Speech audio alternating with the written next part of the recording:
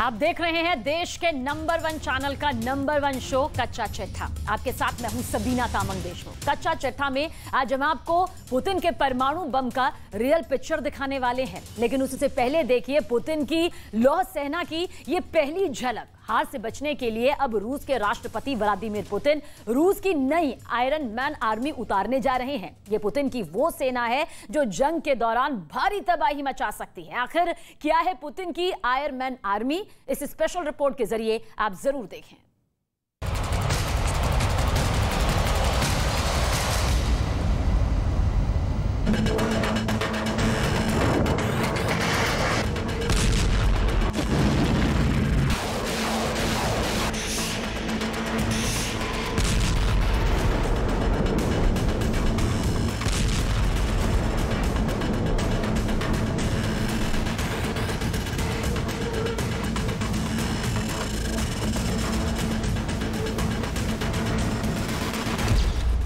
मैदानी जंग में पुतिन का सीक्रेट वेपन।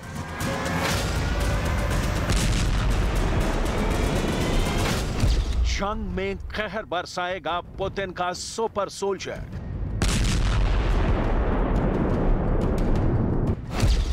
ज़ेलेंस्की को दहलाएगी पुतिन की रोबो आर्मी। यूक्रेन जंग में पुतिन का आयरन मैन।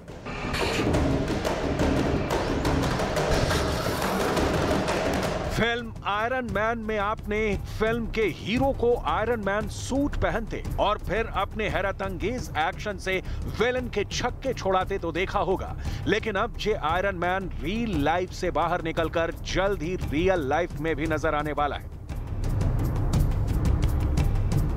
ब्रिटिश अखबार द सन का दावा है कि यूक्रेन जंग में अपने सैनिकों का मनोबल बढ़ाने के लिए रूस जल्द ही जंग में अपनी आयरन मैन आर्मी उतारने वाला है। खबर के मुताबिक रूस ने अपने सैनिकों के लिए ऐसे एक्सोस्केलेटन सूट का निर्माण किया है जिन्हें पहनने के बाद वो किसी सुपर सोल्जर जैसे बन जाएंगे। एक्सोस्केलेटन सूट जिसे पहनने के बाद रूस के सैनिक किसी आयरन मैन की तरह नजर आएंगे।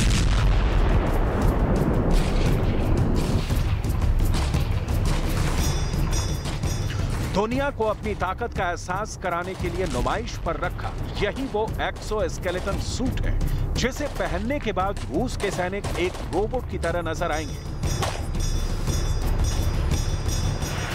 दरअसल हाईटेक आयरन मैन का ये एक्सोस्केलेटन सूट एक ऐसा कवच है जिसको पहनने के बाद रूस के सैनिकों को निशाना बनाना नामुमकिन हो जाएगा। ये सूट सैनिकों को कड़ी सुरक्षा, बेहद मजबूती, सटीकता और मुश्किल इलाकों में तेजी और लंबी दूरी तक चलने की क्षमता प्रदान करता है।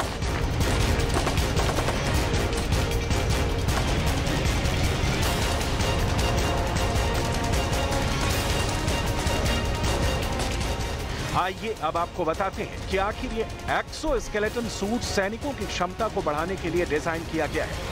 ये सूट ताकत बढ़ाने के साथ साथ दूरी से भी घातक सटीकता, तेजी, बैटरी पावर और चोटों से बचाव में सक्षम है।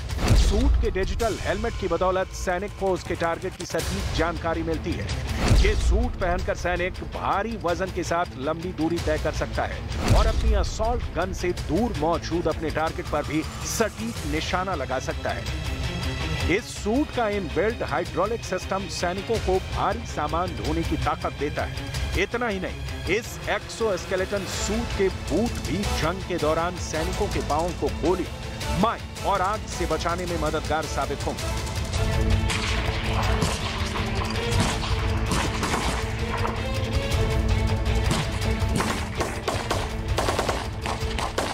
द सन में छपी खबर में यह भी दावा किया गया है कि रूस खुफिया तरीके से इन एक्सो सूट पर कई सालों से काम कर रहा है और उसका मकसद इनका इस्तेमाल यूक्रेन युद्ध में करने का है।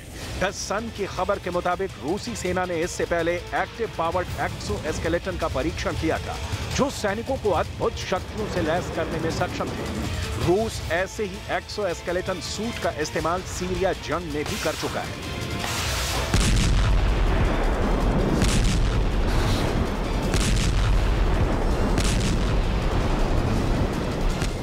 इस आयरन मैन सूट को डिजाइन करने वाली रूसी कंपनी एक्सो सॉल्यूशंस का कहना है कि अब रूस की स्पेशल फोर्सेस उनके इस सूट में काफी दिलचस्पी दिखा रही हैं।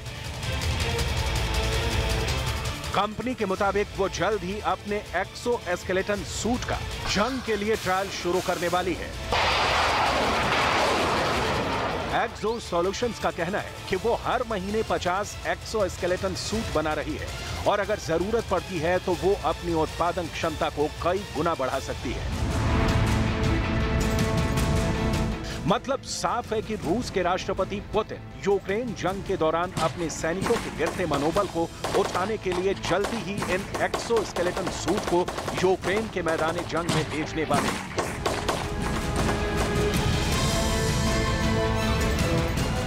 रूस के साइंसदानों को इस बात पर भरोसा है कि वो अपनी इस इजाद को साल 2025 तक एकदम परफेक्ट बना लेंगे। दरअसल रूस के साइंसदान इस एक्सो स्केलेटन सूट की खामियों को दूर करने की कोशिश कर रहे हैं।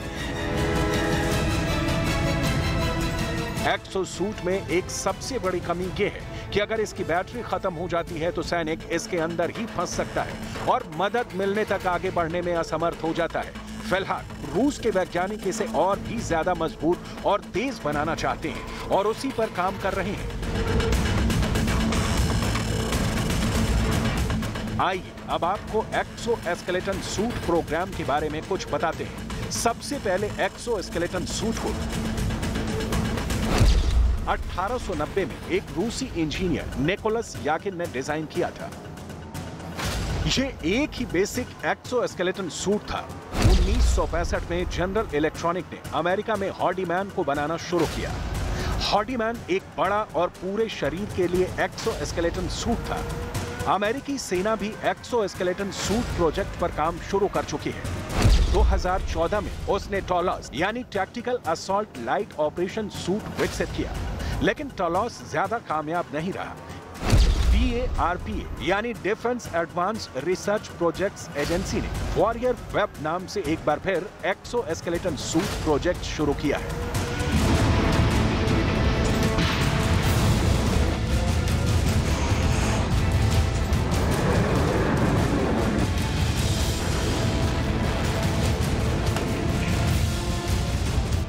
बम धमाके की परवाह न कर मैदान में चलता एक शख्स कुछ कदम आगे एक बार फिर एक और धमाका होता है, लेकिन काले रंग का सूट पहने ये शख्स रुकता नहीं बल्कि आगे बढ़ता रहता है। ऐसा लगता है कि इन धमाकों का उस पर जरा भी असर नहीं हुआ है। दरअसल ये रूस का डिजाइन किया गया रैटनिक कॉम्बैट सूट है। रैटनिक और एक्सो स्केलेटन सूट के बीच बस ये फर्क है कि जहां एक्सो स्केलेटन सूट बैटरी से चलते हैं, वहीं रैटनिक कॉम्बैट सूट एक खास तरह का कवच है जिसे चलाने के लिए पावर की जरूरत नहीं पड़ती। रैटनिक कॉम्बैट सूट को central research institute for precision machine building ने विकसित किया है।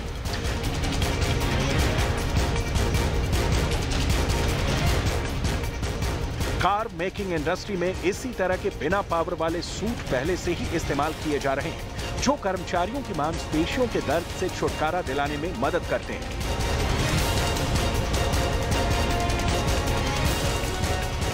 पिछले साल परीक्षणों में रूस के रोस्टेक स्टेट कॉर्पोरेशन ने दावा किया कि आयरन मैन सूट सीरिया में उसके सैन्य अधिकारियों में बहुत प्रभावी साबित हुआ था।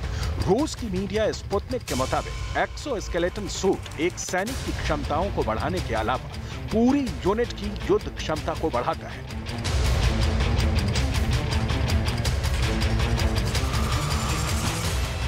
अब इसे आप आयरन मैन कहें, रोबोकॉप या फिर सुपर सोल्जर, मतलब साफ है कि रूस इसका इस्तेमाल यूक्रेन जंग में करने वाला है। जाहिर सी बात है कि जब पुतिन का आयरन मैन मैदानी जंग में उतरेगा तो वो यूक्रेन के राष्ट्रपति वोलोदिमीर ज़ेलेंस्की की परेशानियां ही बढ़ाएगा। लिहाजा रक्षा विशेषज्ञों का मानना है कि जंग में आयरन मैन की एंट्री से पहले ही यूक्रेन को जल्द ही अपने सैनिकों के लिए एक मजबूत रक्षा कवच ढूंढना होगा।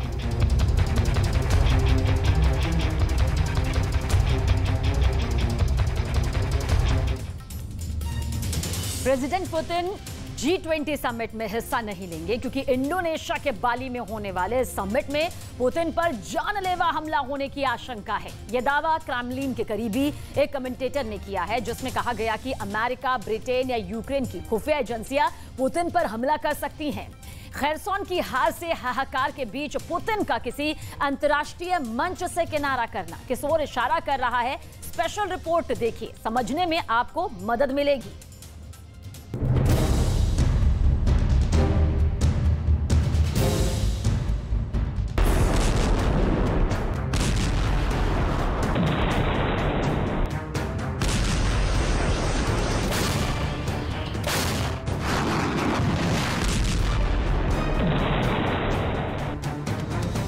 क्रेमलिन के किले में इस वक्त हलचल बहुत तेज है। रूस के राष्ट्रपति व्लादिमीर पुतिन के लिए खेरसॉन से बुरी खबर आई है। टॉप कमांडर्स के फोन लगातार बज रहे हैं। पुतिन दफ्तर में बैठे सुरक्षा एजेंसियों के चीफ से डिस्कस कर रहे हैं क्योंकि खेरसॉन में रूस की हार का मतलब बहुत बड़ा है।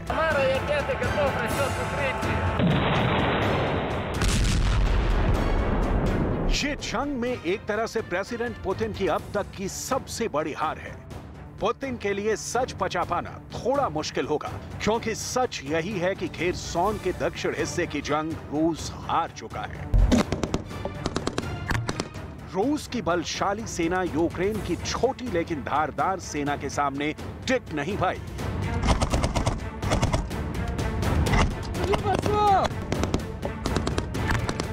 खेरसॉन का यह इलाका क्राइमिया का गेटवे है, वही क्राइमिया जहां पहुंचने वाले कर्च ब्रिज को यूक्रेन ने उड़ा दिया।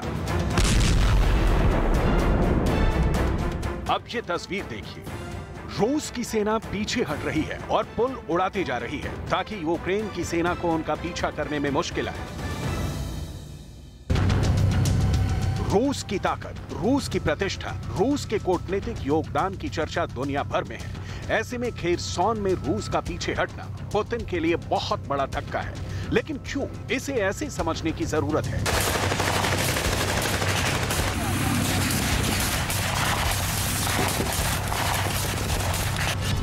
खेरसॉन, डोनेत्स्क, लुहांस्क, ज़ापोरिज़िया, ये चार यूक्रेन के वो इलाके हैं जिस पर पुतिन ने कब्जे का ऐलान किया था। रूस ने उस वक्त इन चारों इलाकों के लिए कहा था कि इन पर किसी भी तरह का अटैक रूस पर अटैक होगा।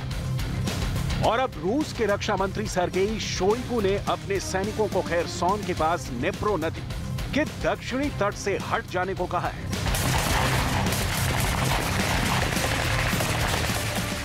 И прилегающие населенные пункты не могут полноценно снабжаться и функционировать. Жизни людей из-за обстрелов постоянно подвергаются опасности.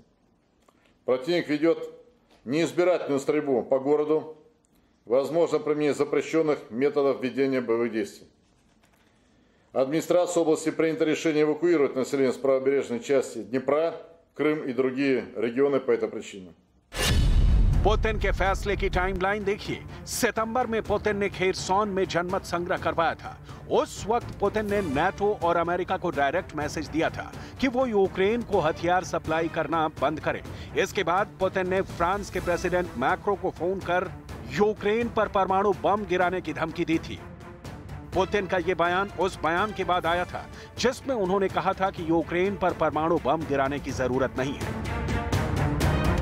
इस बीच सितंबर टू नवंबर सिर्फ 2 महीने में ही प्रेसिडेंट पुतिन को अपनी सेना को खेरसॉन छोड़ने का ऑर्डर देना पड़ा है। 9 महीने से जारी यूक्रेन के साथ इस जंग में रूस के लिए यह बड़ा झटका है और शायद अब तक की सबसे बड़ी हार। खेरसॉन में क्या है, इसकी डिटेल आपको दिखाएं। उससे पहले 2 बातें समझनी बहुत जरूरी है, क्योंकि युद्ध जब जारी रहता है तो क्रिकेट मैच की आखिरी गेंद तक उसमें सस्पेंस बना होता है। यूक्रेन के मोर्चे पर हारते पुतिन को खेरसॉन हार से नापे जाने की भूल कतई नहीं करनी चाहिए। हाँ, ये जानना बहुत जरूरी है कि प्रेसिडेंट पुतिन को क्या हुआ कि अपनी सेना को वापस बुलाना पड़ा है। क्या ये पुतिन की रणनीति है या फिर मजबूरी? युद्ध में कमबैक करने की जो बात चल रही थी, रूस की उस प्लानिंग पर यह बहुत बड़ा सवालिया निशान है कि खेरसॉन उसके हाथ से निकल गया। यहां तक कि साफ शब्दों में कबूल करना पड़ा कि यूक्रेन की सेना के सामने हमारी सेना कमजोर पड़ रही है, लिहाजा रूस की फौज को खेरसॉन छोड़ने का ऑर्डर देना पड़ा है। यह ऑर्डर उस वक्त देना पड़ा जब पुतिन के नए नियुक्त खेरसॉन इलाके के डिप्टी हेड की कार क्रैश में मौत हुई थी। Я хочу зараз ще раз і окремо попередити кожного в Москві, хто приймає відповідні рішення. Будь-яка ваша спроба підірвати Каховську ГЕС і затопити нашу територію та зневоднити Запорізьку атомну станцію означатиме оголошення вами війни всьому світу. Подумайте, що з вами тоді буде. रूस को युद्ध में जख्म पर जख्म मिल रहे हैं, एक हार के बाद दूसरी हार।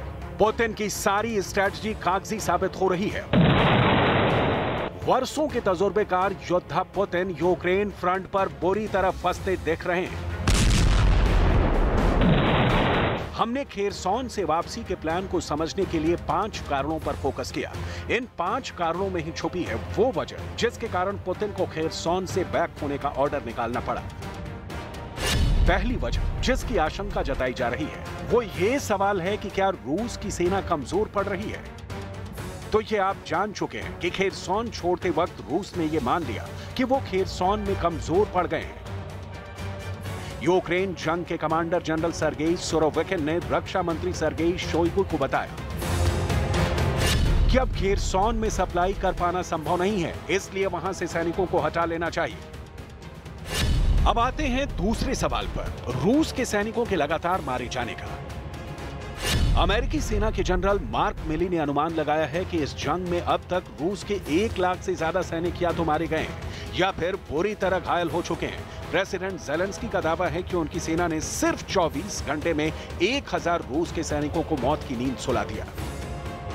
ज़ेलेंस्की दावा करते हैं कि अब तक 77,000 से ज्यादा रूस के सैनिक यूक्रेन में मारे गए हैं।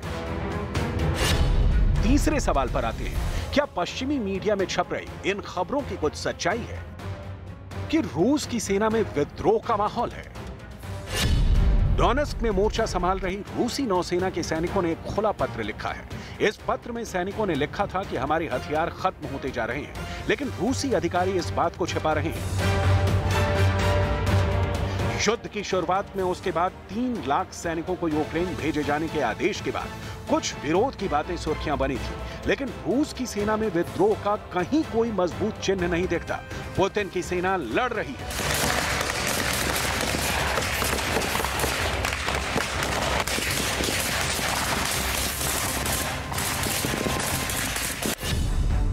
अब वो चौथा सवाल कि पुतिन ने खेरसॉन से वापसी का आदेश क्यों दिया। क्या पुतिन दुनिया भर में हो रही अपनी आलोचना के कारण कदम पीछे खींच रहे हैं?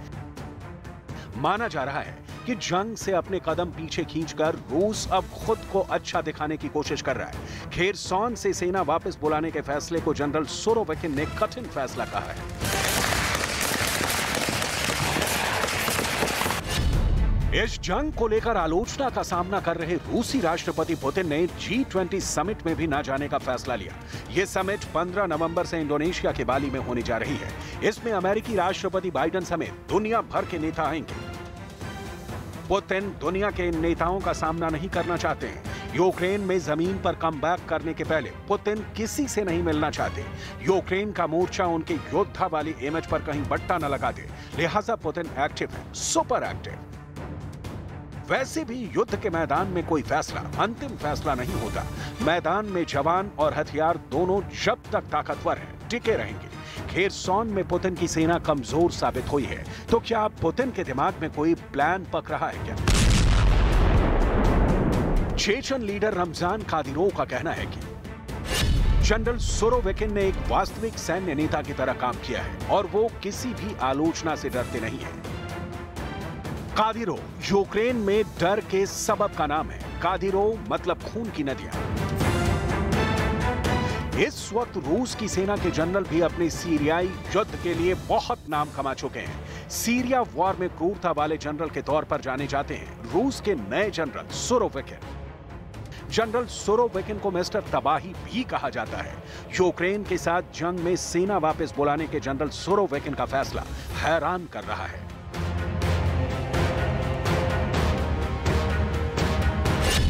बहरहाल वो पांचवा सवाल कि खेरसौन इतना अहम था रूस के लिए तो पुतिन ने सेना को वापस लौटने का ऑर्डर क्यों दिया? प्रेसिडेंट पुतिन की ये कोई रणनीति तो नहीं? जनरल सुरोविकिन का कहना है कि हमें अपने सैनिकों को बचाने की जरूरत है और उन्हें वहां से हटाकर दूसरे मोर्चों पर लगाया जा सकता है। हमें अभी तक इस बात के कोई संकेत नहीं मिले हैं कि रूस बिना किसी लड़ाई के खेरसौन छोड़ रहा है। खेरसौन की जीत ने पुतिन को यूक्रेन में बढ़ने का रास्ता दिया।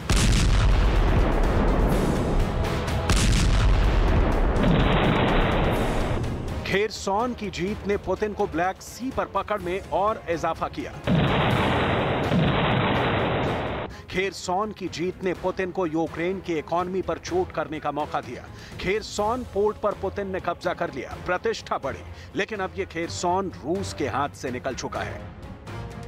मॉस्को से ऑर्डर आया है, come back army. Kherson Ukraine का एक बहुत अहम क्षेत्र है, यूक्रेन की अर्थव्यवस्था का एक अहम हिस्सा।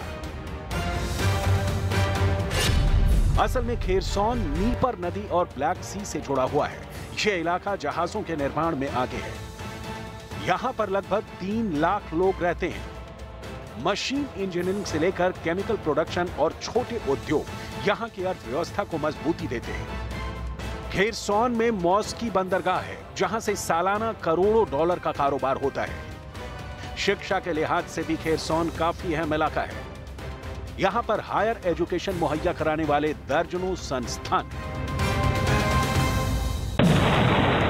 खेरसौन की बैटल पुतिन हार चुके हैं। अब आगे क्या?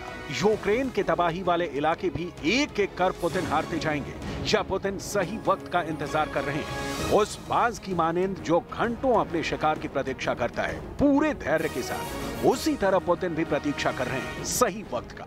अब देखना यह है कि पुतिन का सही वक्त कब आता है, क्योंकि फिलहाल तो यूक्रेन के मोर्चे पर रूस और पुतिन के लिए बुरी खबरें ही आ रही हैं।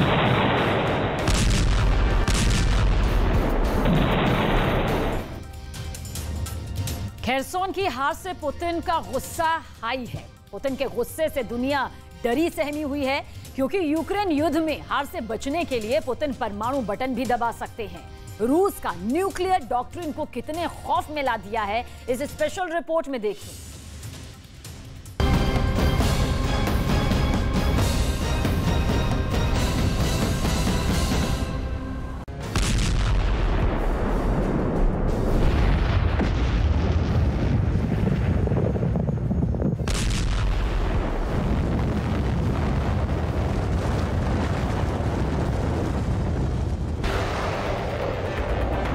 क्या यूक्रेन युद्ध अब परमाणु युद्ध में बदलने वाला है?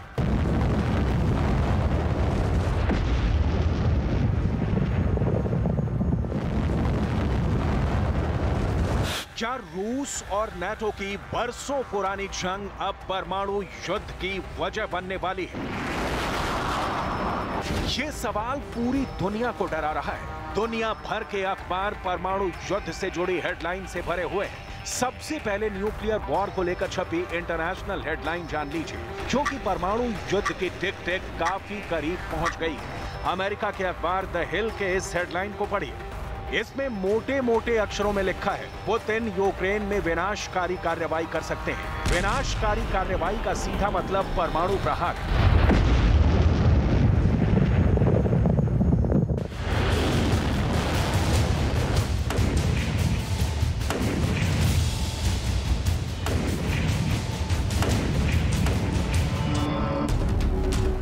अब तक जिस परमाणु युद्ध की आशंका जाहिर की जा रही थी वो सिर्फ ख्याली नहीं है, क्योंकि रूस के विदेश मंत्रालय की वेबसाइट पर 345 शब्दों का बयान जारी करके अपने परमाणु सिद्धांत की पुष्टि की है। लिखा गया है कि रूस के अस्तित्व पर खतरा आया तो परमाणु बम इस्तेमाल नहीं होगा, इसकी कोई गारंटी नहीं दी जा सकती।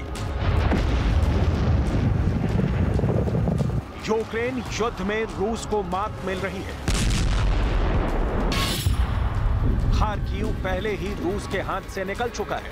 रूस की सेना इज्यूम से पीछे हट चुकी है। अब दक्षिण में खेरसॉन को भी खाली करना पड़ा है। इस हार से पुतिन का मूड खराब बताया जा रहा है। उनका गुस्सा रूस के जनरलों पर उतर रहा है। ऐसे में दुनिया डरी हुई है कि हार को जीत में बदलने के लिए पुतिन परमाणु हमले का फैसला ले सकते हैं। पुतिन ने ऐसा इशारा फ्रांस के राष्ट्रपति इमैनुअल मैक्रों के साथ बातचीत के दौरान हिरोशिमा और नागासाकी का नाम लेकर कर चुके हैं। पुतिन ने कहा, दूसरा विश्व युद्ध मिसाल है। युद्ध को जीतने के लिए आपको किसी अहम शहर पर हमला करने की जरूरत नहीं। जंग को किसी भी शहर पर परमाणु बम गिराकर किया जा सकता है। अब तक परमाणु बम का इस्तेमाल सिर्फ एक बार दूसरे विश्व युद्ध के दौरान जापान के खिलाफ हुआ था। हिरोशिमा और नागासाकी पर परमाणु हमलों के बाद जापान घुटनों पर आ गया था और दूसरा विश्व युद्ध खत्म हो गया था। अब यह आशंका पैदा हुई है कि 76 साल बाद पुतिन बड़े नहीं, अपने छोटे परमाणु बम का इस्तेमाल कर यूक्रेन को दहला सकते हैं।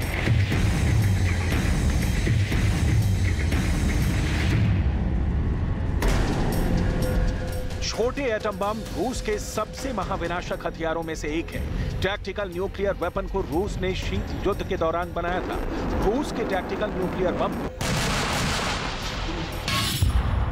एयरक्राफ्ट से गिराया जा सकता है और यूक्रेन के शहरों को बर्बाद किया जा सकता है। रूस के छोटे परमाणु बमों को पारंपरिक मिसाइलों पर लोड किया जा सकता है। मिसाल के तौर पर इस्कंदर मिसाइलों के जरिए टैक्टिकल न्यूक्लियर वेपन से 500 किलोमीटर की दूरी तक दुश्मन देश में निशाना बनाया जा सकता है। यही नहीं, रूस के पास ऐसे मिसाइल सिस्टम भी हैं जो पनडुब्बी या युद्धपोत से लॉन्च किए जा सकते हैं। इन पर भी टैक्टिकल न्यूक्लियर वेपन फिट बैठते हैं। रूस की कैलिबर मिसाइल SN-30 समंदर में पनडुब्बी या जहाज से लॉन्च की जा सकती है और ये 1500 से 2500 किलोमीटर दूर तक निशाने को भेज सकता है।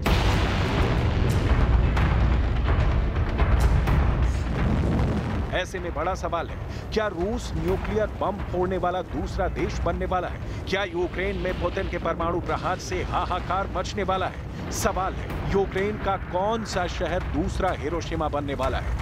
यूक्रेन का कौन सा महानगर दूसरा नागासाकी बनने वाला है? क्योंकि दुनिया भर के अखबारों में पुतिन के परमाणु हमले की आशंका हेडलाइन बनी हुई है। मिसाल के तौर पर इस हेडलाइन को पढ़िए। लिखा है, रूस पुतिन के परमाणु युद्ध के खतरे को फिर से डायल करना चाहता है। द इकोनॉमिस्ट की हेडलाइन है, रूस के परमाणु हमले का पता कैसे लगेगा?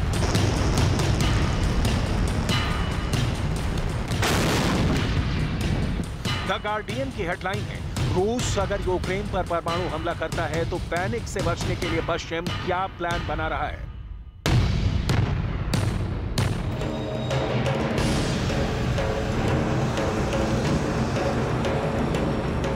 न्यूयॉर्क टाइम्स की एक रिपोर्ट के मुताबिक दुनिया के मशहूर युद्ध विश्लेषकों का मानना है कि पुतिन की सेना किसी भी पारंपरिक युद्ध को कैसे परमाणु युद्ध में बदलना है, इसकी पूरी तैयारी कर चुकी है। यूक्रेन में अभी जो युद्ध चल रहा है उसे कैसे परमाणु युद्ध की शक्ल देनी है, इसका अभ्यास कर चुकी है। पुतिन की सेना दुनिया को दिखा चुकी है धरती से रूस कैसे परमाणु हमला कर सकता है, हवा में रूस के न्यूक्लियर बॉम्बर कैसे परमाणु बम गिराएंगे, समंदर की लहरों से कैसे रूस के युद्धपोत परमाणु मिसाइल दागकर तबाही लाएंगे, समंदर के अंदर मौजूद परमाणु पनडुब्बी से रूस की सेना कैसे न्यूक्लियर अटैक कर सकती है। पुतिन के शस्त्रागार में ऐसी मिसाइलें हैं जिनका टारगेट यूक्रेन, यूरोप या रूस ही नहीं, दुनिया की तबाही तक पहुंच सकता है। इसीलिए पुतिन की महाशक्तिशाली परमाणु मिसाइल से पूरी दुनिया टेंशन में है। विशेषज्ञों की माने तो रूस ने 1500 परमाणु हथियार हमले के लिए तैनात भी कर दिए हैं। पूरी दुनिया वाकिफ है कि पुतिन के शस्त्रागार में सबसे अधिक परमाणु हथियार हैं। दुनिया का सबसे बड़ा परमाणु बम है जिसे ना तो अमेरिका नजरअंदाज कर सकता है और ना ही यूरोप। लेकिन राहत की बात यह है कि अमेरिका का दावा है कि पुतिन जब परमाणु हमले का आदेश देंगे और रूस की न्यूक्लियर फोर्स एक्शन में आएगी, उस वक्त रूस में हो रही न्यूक्लियर अटैक की हलचल की जानकारी अमेरिका को मिल जाएगी, क्योंकि अमेरिका के स्पेशल सैटेलाइट का फोकस रूस की सैन्य गतिविधियों पर होगा और रूस के न्यूक्लियर हथियार जब स्टोर साइट से लॉन्च साइट पर ले जाए जाएंगे, उस वक्त अमेरिका को पता लग जाएगा कि रूस परमाणु हमला करने जा रहा है। कैम्ब्रिज विश्वविद्यालय में centre for the study of existential risk के पॉल एनग्राम के मुताबिक पुतिन के परमाणु हमले से पहले 5 संकेत दिखने शुरू हो जाएंगे। पहला संकेत, रूस साइबर अटैक करेगा। दूसरा संकेत, पुतिन के परमाणु हमलों की चेतावनी और बढ़ जाएगी। तीसरा संकेत, रूस के परमाणु मिसाइल बंकरों में आवाजाही बढ़ जाएगी। चौथा संकेत, रूस की न्यूक्लियर फोर्स मोर्चा संभाल लेगी। और 5वां संकेत, रूस के काला सागर बेड़े में फैलाव हो जाएगा।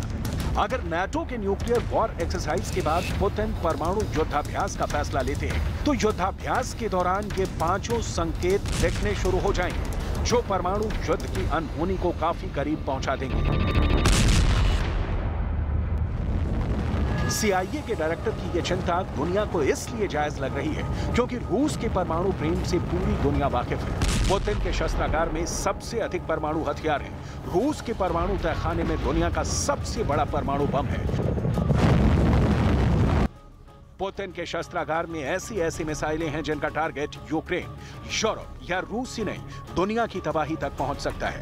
इसीलिए पुतिन की महाशक्तिशाली परमाणु मिसाइल से पूरी दुनिया टेंशन में है।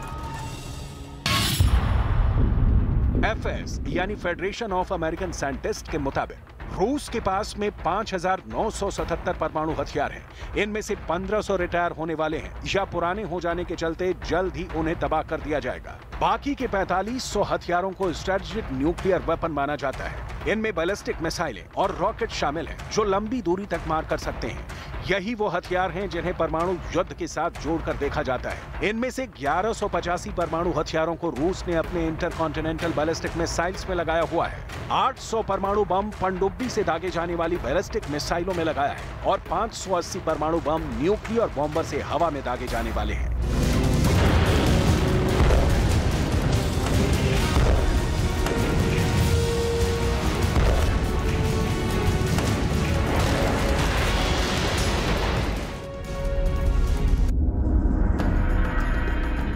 यही वजह है कि अब अमेरिका आगे बढ़कर रूस से परमाणु हमले की आशंका पर बातचीत कर रहा है। बाइडेन प्रशासन रोज परमाणु खतरे पर मीटिंग कर रहा है क्योंकि ये सच पूरी दुनिया को पता है कि रूस के पास दुनिया का सबसे बड़ा हाइड्रोजन बम है।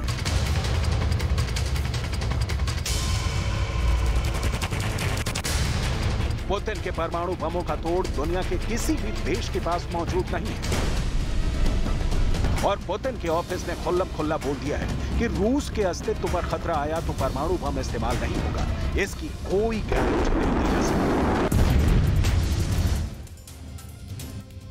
वॉर जोन में हालात दिन ब दिन गंभीर होते जा रहे हैं। रूस पहले से ही इस बात की चेतावनी जारी कर चुका है कि उसके कयामत बरपाने वाले हथियार किसी भी वक्त दुश्मन के ठिकानों को टारगेट कर सकते हैं। जवाब में अमेरिका नेवी ने भी ग्लोबल स्ट्राइक की तैयारी शुरू कर दी है। अमेरिका के इस प्लान के तहत अब वो ऐसी मिसाइलों को एक्टिव करने के मोड में लाने वाला है जो हजारों मील प्रति घंटे की रफ्तार से दुनिया के किसी भी कोने में हमला करने की ताकत रखती है।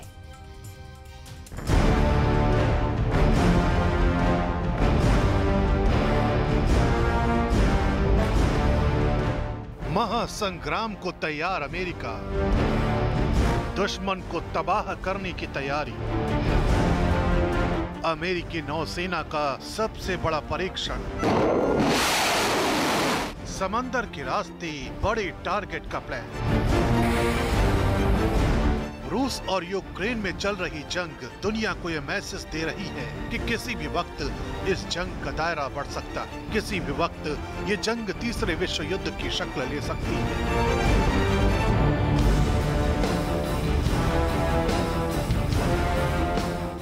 क्योंकि यूक्रेन के पलटवार से तिलमिलाए पुतिन अब अपनी वॉर फैक्ट्री के उस हथियार को एक्टिव करने जा रहे हैं जिसे पुतिन की सेना में कयामत के हथियार का दर्जा हासिल।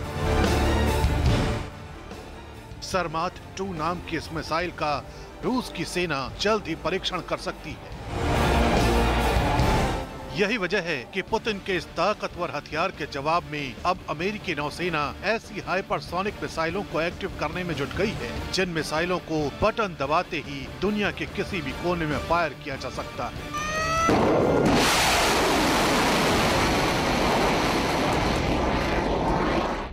पुतिन ने जब से सर्वनाश की धमकी दी है तब से अमेरिकी सेना उन विध्वंसक हथियारों के परीक्षण में जुट गई है जिन्हें अभी तक दुनिया के सामने नहीं लाया गया था।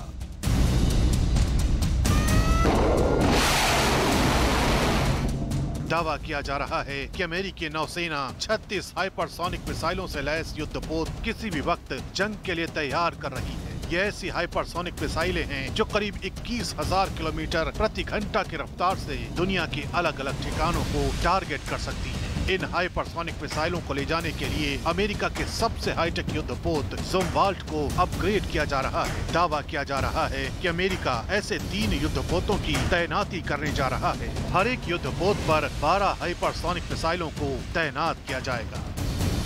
अमेरिकी नेवी के जुमवाल्ट युद्धपोत को बूस्ट ग्लाइड हथियारों को ले जाने के लिए एक्टिव किया जा रहा है, यानी ऐसे हथियार जो खुद इतने तेज हैं कि इनका शिकार किया जाना असंभव होता है। दावा किया जा रहा है कि जुमवाल्ट को अब इस तरह से अपग्रेड किया जा रहा है कि इस पर एक की जगह 87 इंच के 4 ट्यूब हाउस बनाए जा रहे हैं, जिनमें से हर एक ट्यूब हाउस में 3 मिसाइलों को लैस किया जा सकता है।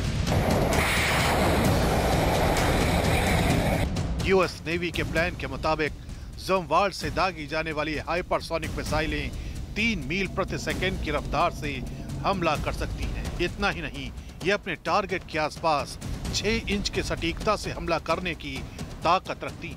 बताया जा रहा है कि घातक स्ट्रेटेजिक वेपन की तैनाती का ये प्लान 2025 तक पूरा हो जाएगा और समंदर में अमेरिका को यह तैयारी इसलिए करनी पड़ रही है क्योंकि जिस तरह से चीन और रूस की सेनाएं बार बार अपने घातक हथियारों की नुमाइश कर रही हैं, वो अमेरिका जैसी महाशक्ति के लिए भी किसी चुनौती से कम नहीं है। यही वजह है कि यूएस आर्मी जल, थल और वायु में अपनी ताकत को और मजबूत करने में जुटी है।